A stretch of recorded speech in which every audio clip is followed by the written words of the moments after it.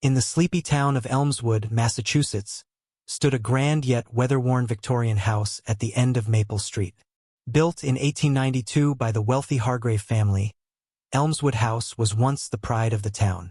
But by the 1960s, it had fallen into disrepair, its once vibrant paint now peeling and its once lush gardens choked with weeds. In the fall of 1969, a young couple, Mary and John Lawson, moved into the house with dreams of restoring it to its former glory. The couple was drawn to the house's charm and history, despite the locals' murmured warnings. They were told that strange things happened in Elmswood House, but Mary and John, eager for a fresh start, brushed off the stories as old-town gossip.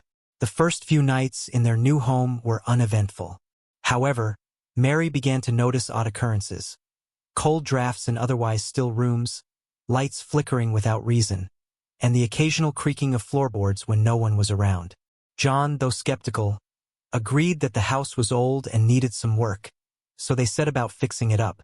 One evening, as the autumn wind howled outside, Mary decided to explore the attic, which had been sealed off for years.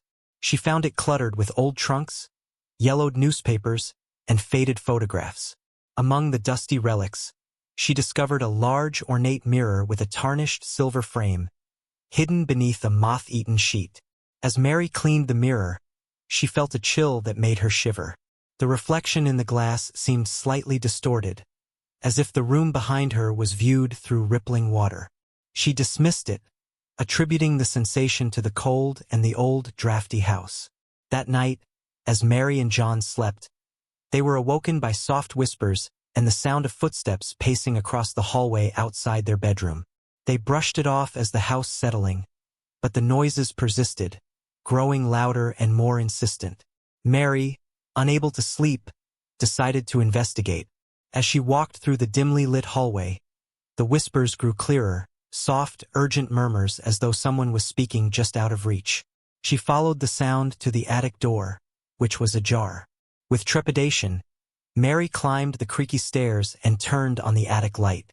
The mirror stood there, now reflecting not just the clutter but also the dim light from behind her. In its glass, she saw shadows moving, dark figures that seemed to dance and sway in an eerie, spectral ballet. Suddenly, the whispers turned into a cacophony of voices, all pleading, "Help us! Help us!" The temperature in the attic dropped sharply, and Mary's breath formed visible clouds in the cold air. Panicked, Mary rushed back downstairs and woke John. Together, they went back to the attic, but the mirror now showed only their own frightened reflections. The whispers had stopped, and the attic felt unervingly silent. The next day, Mary and John did some research into the house's history. They discovered that the Hargraves had been a wealthy and influential family, but their fortune had dwindled, and their final years were marked by tragedy. The youngest Hargrave daughter, Eliza, had mysteriously vanished one autumn night, never to be seen again. Rumors suggested that she had been locked away in the attic by her own family, driven mad by despair.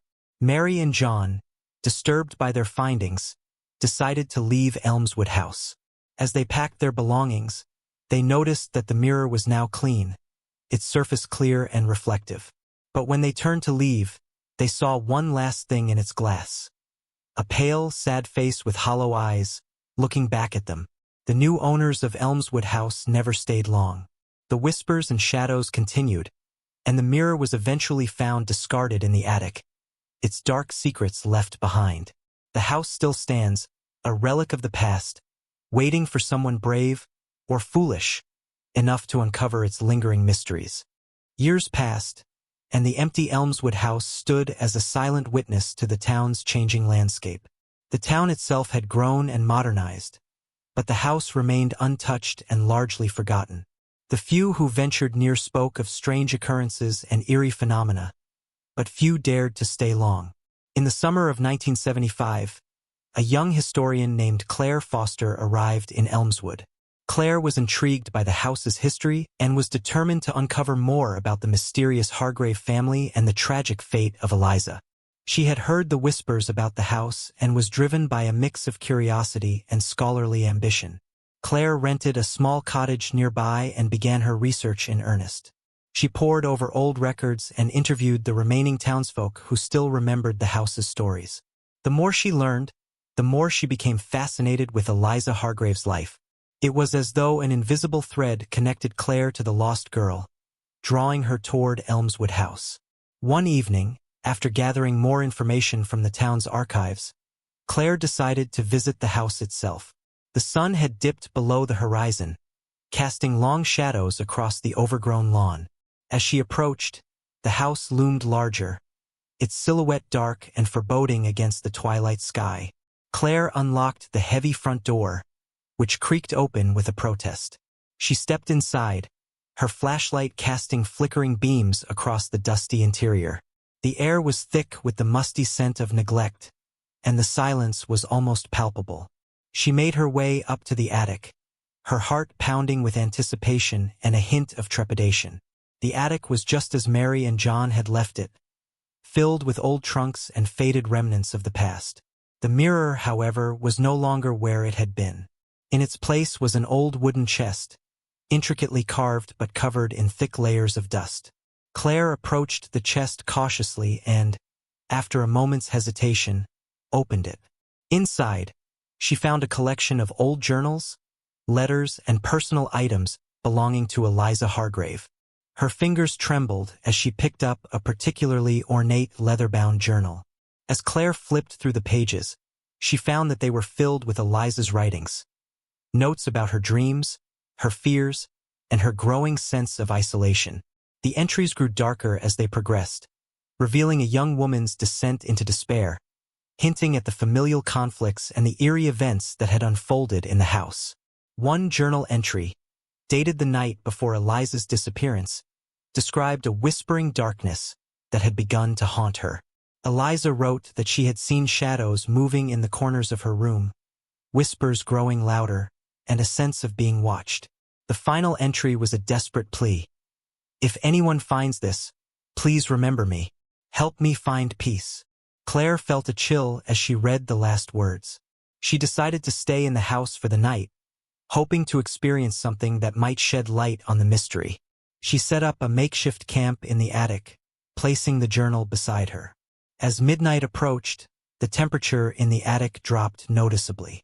Claire could hear the faintest of whispers, just like those described in Eliza's writings. The shadows in the corners seemed to move and shift, though she couldn't see any clear form. Suddenly, the whispers grew louder, more urgent. The journal pages rustled as if being turned by unseen hands. Claire's flashlight flickered, casting strange patterns on the walls. Her heartbeat quickened, but she was determined to remain calm. The temperature dropped further, and Claire could see her breath in the air. The whispers coalesced into a coherent voice, soft but distinct. "Help us find peace." Claire's flashlight died, plunging the attic into darkness. She fumbled for her spare batteries, her hands shaking. When she finally got the light working again, the mirror reappeared, placed directly opposite her, reflecting nothing but darkness. Claire felt a presence behind her, a cold breath on her neck. She turned slowly, but saw nothing. The whispers grew louder, more frantic. The mirror's glass began to fog up, as though it were breathing. Claire's curiosity battled with fear as she approached the mirror. The fog on the glass began to clear, revealing not just her reflection but a shadowy figure standing behind her. The figure was faint but unmistakably human, a young woman in old-fashioned attire, with hollow eyes and a sorrowful expression. Before Claire could react, the temperature in the room dropped drastically. The shadows seemed to reach out towards her, and the whispers became a frantic chorus. The journal on the floor rustled violently as if caught in a storm. Claire backed away, her mind racing. She needed to find out what had happened to Eliza and how to help her. But as she turned to leave, the attic door slammed shut with a deafening bang. Trapped and desperate, Claire's only option was to confront the darkness. She took a deep breath and focused on the mirror, hoping it would reveal the truth behind the shadowy figure and the restless whispers. Her mind was awash with the need to uncover the full story, no matter the cost. As she steadied her nerves and approached the mirror, She could feel the shadows closing in around her, and the whispers growing ever more insistent, urging her to look deeper. As Claire Foster approached the mirror, her breath came in shallow, visible puffs. The whispering voices seemed to swirl around her, creating an oppressive atmosphere that weighed heavily on her chest. The shadowy figure in the mirror grew clearer, its sorrowful eyes locking onto hers. Desperate for answers, Claire reached out to touch the mirror's surface. The moment her fingers made contact, the temperature in the room plummeted further, and the whispers surged into a frenzied cacophony. The reflection in the mirror rippled as if disturbed by a great force. Suddenly, the mirror's glass began to crack, spiderwebbing from the center outward. Claire stumbled back, her eyes wide with fear, but she couldn't tear her gaze away from the cracking mirror. The shadowy figure's face became more distinct, revealing a young woman's anguished expression. Without warning, the mirror shattered into 1,000 pieces, scattering across the attic floor. In the midst of the chaos, the air seemed to shimmer and distort. Claire's heart raced as she saw the shadowy figure step out of the shattered mirror, a spectral presence that filled the room with an intense, otherworldly energy. The figure hovered near the remnants of the mirror, its form now translucent but defined. It was Eliza Hargrave, looking directly at Claire with an expression of both relief and desperation. The whispers had quieted, replaced by a poignant silence. Claire, trembling, took a deep breath. "Eliza, I'm here to help. What do you need?" The spectral figure pointed toward the chest where Claire had found Eliza's journal. Claire's eyes followed, and she noticed a hidden compartment in the chest that had been obscured by old, tattered papers. With trembling hands, she pried open the compartment. Inside, Claire found a small, intricately carved wooden box. It was locked, but the key was attached to the box with a threadbare ribbon. Claire unlocked it, revealing a delicate locket and a faded letter. The letter, written in elegant script, was from Eliza's mother, expressing deep sorrow and a plea for forgiveness. The letter revealed that Eliza had been locked away due to a family scandal, rumors of betrayal and dishonor that had driven her family to desperation. The locket contained a portrait of Eliza and her mother, a final token of their love. Claire felt a wave of sadness and empathy for Eliza. Understanding now that the restless spirit needed closure, she carefully placed the locket and letter back in the box and began to speak aloud. "Eliza, your story is known now. Your family's betrayal has been revealed, and your memory will be honored. You're free to find peace." The spectral figure seemed to react to Claire's words. Eliza's expression softened, and a sense of tranquility began to emanate from her form. The oppressive weight that had filled the attic lifted, replaced by a gentle, calming presence. As Claire watched, the figure of Eliza began to dissolve into the air, leaving behind a faint, shimmering trail. The shadows receded, and the cold, dark atmosphere turned into a gentle warmth. The whispers transformed into a soothing hum, as if a great burden had been lifted. Claire, exhausted but relieved, left the attic and carefully closed the door behind her. The next morning, she packed up her findings and prepared to leave Elmswood House.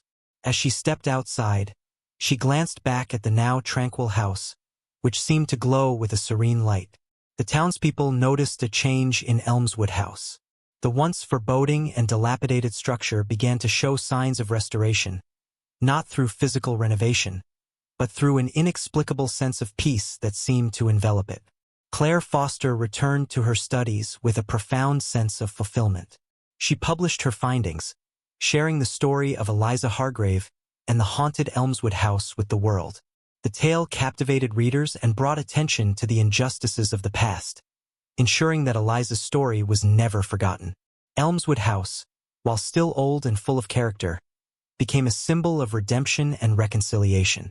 Visitors occasionally reported feeling a gentle, comforting presence and hearing whispers of thanks carried on the breeze. The house stood as a testament to the power of uncovering hidden truths and the peace that comes from acknowledging and addressing the past.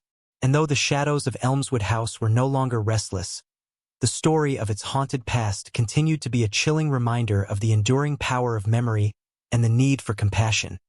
even for those who had long since passed. Don't forget to subscribe to our new channel by clicking on the link in the description.